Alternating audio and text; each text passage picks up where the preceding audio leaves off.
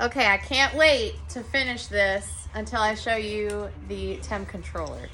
So it came in from Amazon yesterday. It's the top rated one. It's called Inkbird Temp Controller. That's how you search for it. I'll make a video on it. Anyway, you know what? You need to get closer. So here it is, really easy. I can't keep throwing the ball, dogs. So yeah, really easy. It's called an Inkbird. You just plug it in, you plug your freezer into here. It has a cooling and a heating outlet in there. And it comes with the instructions. It was kind of complicated.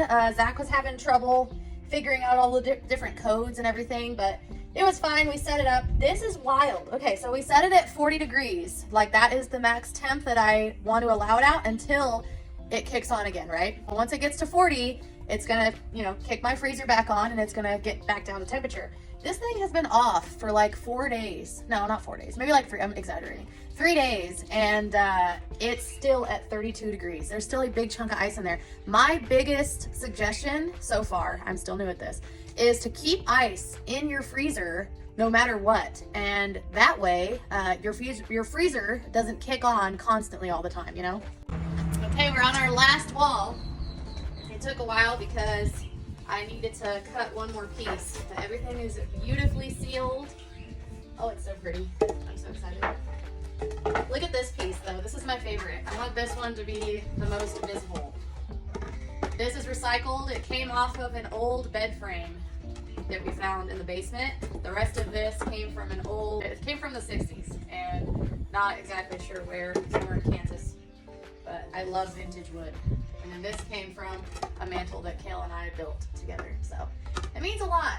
All of this means a lot. I love doing projects like this where it actually means something. So I kind of like it like this. I kind of set it all out here, but this board is a little warped. That's fine. Hopefully I don't crack the boards too much with the pocket jig, but we'll see what happens. This is gonna be so cool. I am so excited.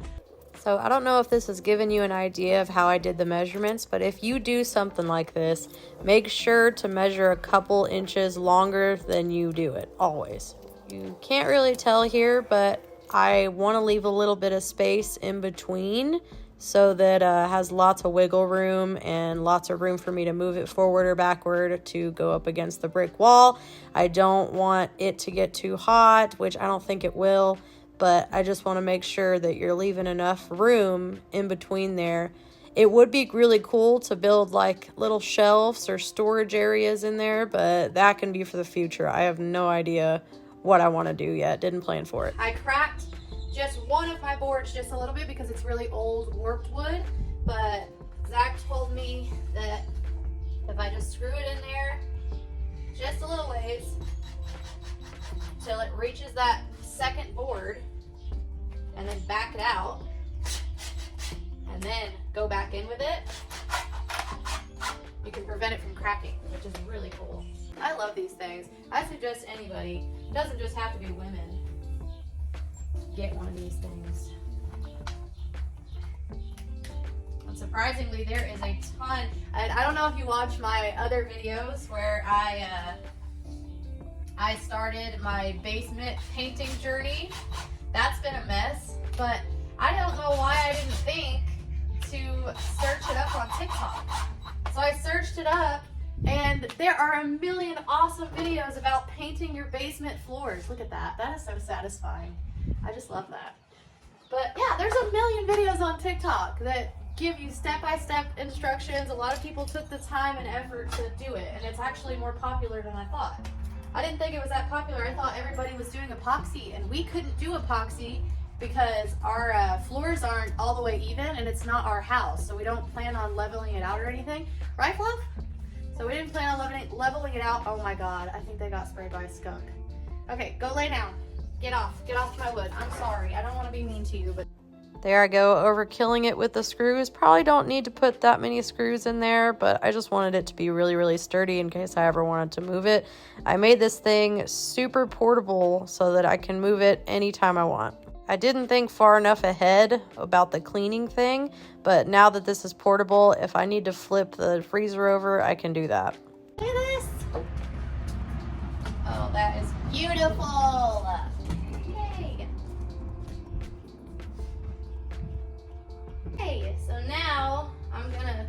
these down and I'm gonna clean this thing really, really good. And then I will start boxing it in. Moment of truth here.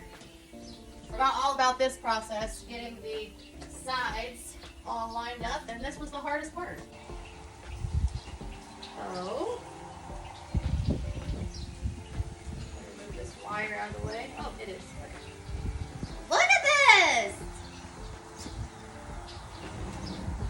Of course, I gotta get it all lined up and everything.